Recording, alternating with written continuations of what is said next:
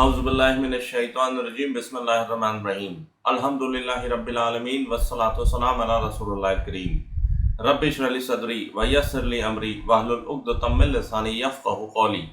अस्सलामु अलैकुम व रहमतुल्लाहि व बरकातहू।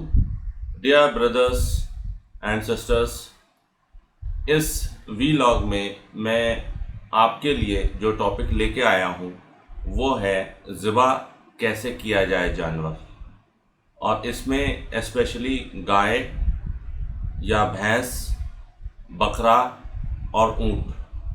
बस फ़र्क इसमें यह होता है कि ज़िबा जो है वो भैंस या बकरी या मुर्गी के लिए इस्तेमाल होता है, जबकि नहर जो है वो स्पेसिफ़िकली ऊँट के लिए इस्तेमाल होता है।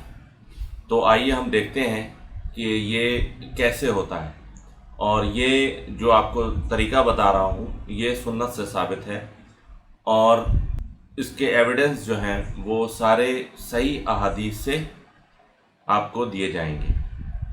तो ज़िबा करने का तरीका मालूम और जाना पहचाना है, कोई ये रॉकेट साइंस नहीं है। तो इसमें यह होता है कि गर्दन की बालाई और जबड़े के बीच हलक में पाई जाने वाली रगें काटी जाती हैं। मतलब यह है कि जो जबड़ा है, ये जबड़ा ये यहाँ से ख़त्म होता है, और जो गाय का यहाँ से स्टार्ट होता है वो जो लटकता है जो यहाँ से स्किन, तो उसको बालाई कहते हैं। तो इस जो यहाँ से स्टार्ट होना और जबड़े के बीच में जो होता है पार्ट, उसको जो है वो काटा जाता है। अगर उसको नीचे से काटेंगे तो आर्टरीज और वेंस और ट्रेकिया जो है वो नहीं कटेगी, क्योंकि वो अंदर डीप चली जाती है। तो जैसे ही जबड़ा ख़त्म होता है वहीं से उसको ज़िबा किया जाता है और उसको एक्सटेंड करा जाता है, ताकि जो ट्रेकिया और उसकी जो वेंस हैं और आर्टरीज हैं नेक की, वो और सुपरफिशियल आ जाए, जिससे काटने में आसानी हो। तो ये तो तरीका है, और इसको इतना काटा जाता है कि ट्रेकिया कट जाए और जो जुगुलर वेंस है वो कट जाए, और जो आर्टरी है वो जो ब्लड हार्ट से ब्रेन तक लेके जाती है वो कट जाए, जिसको हम लोग कैरोटिड आर्टरी कहते हैं। तो वो आर्टरी कट जाए, जुगुलर वेन कट जाए और ट्रेकिया कट जाए, लेकिन स्पाइनल कॉर्ड नहीं कटना चाहिए। तो आइए हम इसके बाद देखते हैं कि ऊँट कैसे ज़िबा किया जाता है, ऊँट कैसे नहर किया जाता है। ऊँट को नहर करने का सुन्नत तरीका यह है कि ऊँट को किबला रुख खड़ा कर दिया जाए और उसकी अगली बाईं टांग और रान को आपस में बांध दिया जाए।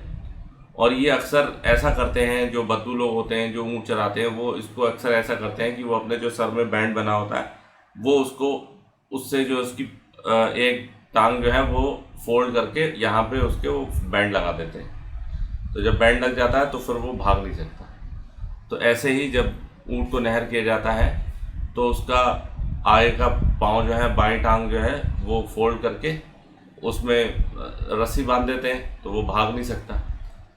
और उसके बाद क्या करते हैं कि तकबीर पढ़ते हैं, अल्लाहु अकबर पढ़ते हैं, और उसके बाद जो है ऊँट के सीने और गर्दन के बीच, जहाँ क्योंकि ऊँट की जो गर्दन होती है बहुत ऊंची होती है, तो अब वहाँ तक इतनी ऊपर तो पहुँच नहीं सकते, और ऊँट को गिराया भी नहीं जाता है। तो उसको ऐसे करके, और एक धारदार जो है बहुत लंबा सा हथियार होता है, तलवार टाइप या लंबी सी छुरी, वो उसके यहाँ पे जो उसका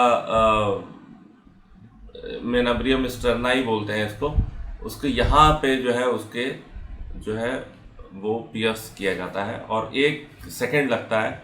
आपने बहुत से यूट्यूब पे वीडियो देखे होंगे कि बहुत से तो ऐसे हैं जो 1 मिनट में 100 ऊँट जो है वो नहर कर सकते हैं। तो बहुत आसान तरीका होता है। अब नो डाउट जानवर के लिए तो परेशानी की बात है, लेकिन ये है कि वो जो है अल्लाह ताला ने उसका हुक्म दिया है और वो हमारे खाने के लिए है, और उसका हुक्म किया है। हम तो रोज़ जब नॉन वेज खाते हैं तो ऐसे ही सारे ऊँट और सारे जो है बकरे जो है वो ऐसे ही ज़िबा या नहर किए जाते हैं। اور ان کو ہم جو ہے وہ منیمم ڈسکمفرٹ دے رہے ہیں. اور آپ نے جیسے یوٹیوب پر دیکھا ہوگا ڈسکوری چینل پر جس طریقے سے جو کارنیورس اینیملس ہوتے ہیں وہ کس طریقے سے جو جانوروں کو مارتے ہیں تو بہت دردناک ہوتی ہے. اور ہم لوگ جو کرتے ہیں تو اس میں صرف 17 یا 18 سیکنڈ میں جو ہے وہ جانور جو ہے وہ انکانشیس ہو جاتا ہے، پھر اس کو کوئی درد نہیں ہوتا. تو یہ سب سے اچھا طریقہ ہے کرنے کا. اور جس طریقے سے اسٹننگ کرتے ہیں، ویسٹ میں اسٹننگ کرتے ہیں، ان کو ابلے پانی میں ڈال دیتے ہیں، ان کو تھروٹل کر دیتے ہیں، تو یہ سب طریقے جو ہیں یہ ظالمانہ طریقے ہیں. اور یہ کوشش کرنا چاہیے کہ سب سے کم پریشانی ہو جانور کو جب آپ ذبح کریں. تو نہر وقت یہ ہے کہ سورۃ الحج میں آیت نمبر 36 ہے کہ جس میں اللہ تعالیٰ فرماتا ہے تم ان پر کھڑے ہونے کی حالت میں ہی اللہ کا نام لو. تو اونٹ جو ہے وہ کھڑے کھڑے ہی، اونٹ کو گرانا نہیں ہے. میں نے بہت سے پاکستانی دیکھے ہیں، انڈیا میں تو اونٹ اب ہوتا نہیں ہے، بہت کم ہوتا ہے، لیکن پاکستان میں نے دیکھے ہیں کہ اونٹ کو گراتے ہیں پھر اس کو نہر کرتے ہیں. تو وہ طریقہ صحیح نہیں ہے، انہیں معلوم نہیں ہے. اور اونٹ کو نہر کرنے کا طریقہ اس کو کھڑے کھڑے نہر کرنا ہے.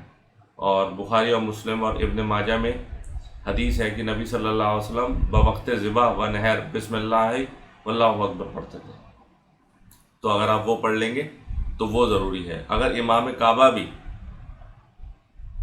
اونٹ کو نہر کر رہا ہے یا بکرے کو ذبح کر رہا ہے اور اس نے بسم اللہ اللہ اکبر نہیں پڑھا تو وہ اس کی قربانی ضائع جائے گی، حرام رہے گا، وہ گوشت حرام رہے گا کھانے کے لیے اور وہ گنہگار ہوگا.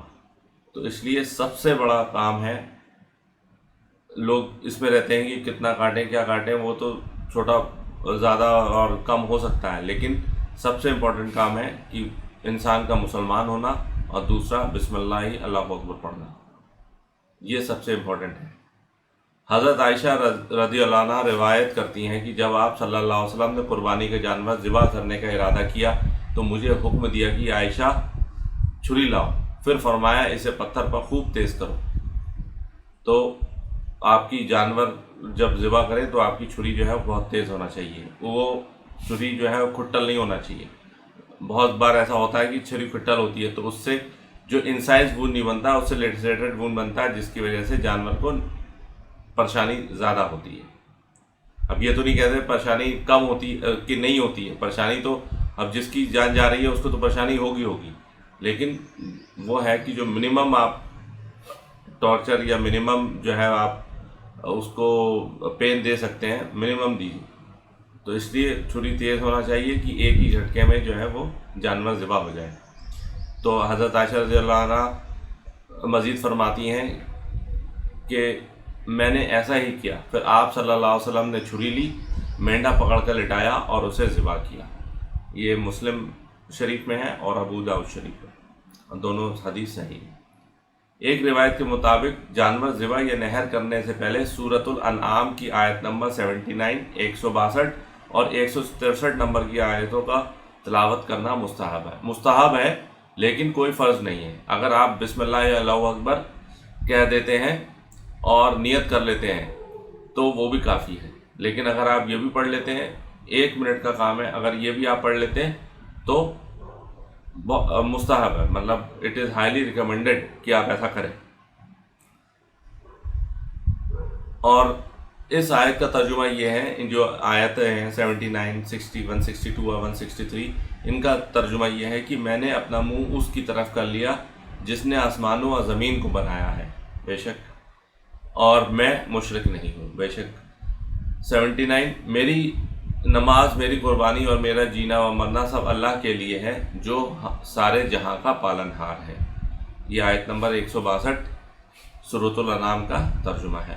اور آیت نمبر 163 کا ترجمہ یہ ہے کہ اس کا کوئی شریک نہیں ہے اور مجھے یہی حکم ہوا ہے اور میں سب سے پہلے اس کا فرمان بردار مسلمان ہوں.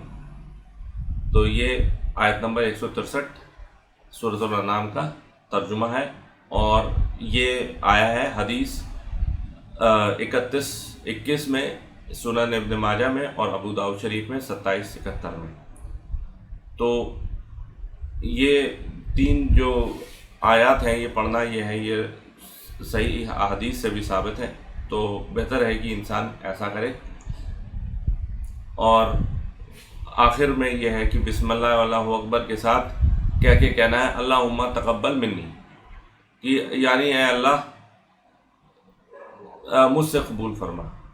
یہ کہنا مستحب ہے، اور یہ شرح نبوی میں، امام نبوی کی جو صحیح مسلم کی شرح ہے اس میں یہ لکھا ہوا ہے۔ تو ویسے ہی ہے یہ اللہم تقبل منی، اللہ تعالیٰ مجھ سے یہ قبول فرما۔ تو یہی ہے طریقہ، اور یہ سب سے آسان طریقہ ہے ایک جانور کو ذبح کرنے کا، اس کو سب سے کم تکلیف دینے کا۔ تکلیف تو ہوتی ہے نو ڈاؤٹ، لیکن سب سے کم اسی طریقے میں ہوتی ہے، اور کوئی طریقہ نہیں ہے، کیونکہ اللہ نے جو حکم کیا ہے وہی سب سے اچھا ہے۔ جو رسول اکرم صلی اللہ علیہ وسلم نے اپنی زندگی میں اپنا جو کیا ہے، جس طریقے سے کیا ہے، وہی سب سے اچھا طریقہ ہے، اس سے اچھا طریقہ کوئی اور ہو نہیں سکتا۔ واللہ اعلم۔ سبحانک اللہم و بحمدک، نشہد ان لا الہ الا نستغفرک و نتوب الیک، وما علینا الا البلاغ المبین۔ جزاکم اللہ خیر۔ السلام علیکم ورحمۃ اللہ وبرکاتہ۔